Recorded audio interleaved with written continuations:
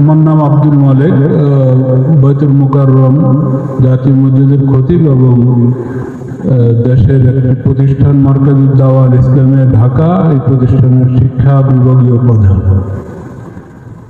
যে কথাটি আমি বলতে যাচ্ছি সেটা হলো, সম্প্রীতি যদি আমরা চাই, আছে আলহামদুলিল্লাহ, এটাকে যদি বাকি রাখতে চাই তাহলে সম্প্রীতি যারা নষ্ট করে সে বিষয়ে আমাদেরকে নমনীয়তার সাথে অনমনীয় ব্যবস্থা করতে হবে।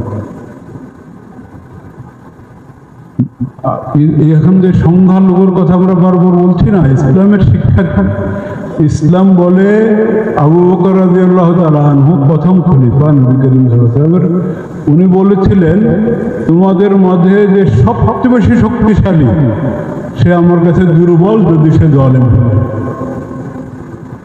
আর যে সবচেয়ে দুর্বল সে আমার কাছে সবচেয়ে বেশি শক্তিশালী যদি সে মজলুম হয়।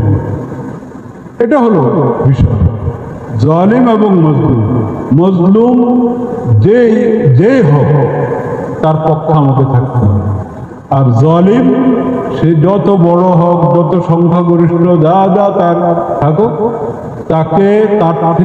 তাকে জুলুম থেকে বিরত রাখা এটা দায়িত্ব। তথ্য সন্ত্রাস এটাকে যদি নিয়ন্ত্রণ না করা হয় তো আমরা সম্প্রীতি ঠিক রাখবো কিভাবে? সম্প্রীতি আছে, তাও এখানে তথ্য সন্ত্রাস করে পেরেশানি করা হয়, এটার ব্যাপারে অনমনীয় তথ্য সন্ত্রাস। আর আরেকটা গুরুত্বপূর্ণ বিষয় বলতে চাচ্ছিলাম, আমাদের ধর্ম সম্প্রীতির কথা যেটা আছে, ধর্মকে গুলিয়ে ফেলা এটা কিন্তু ধর্ম সম্প্রীতি।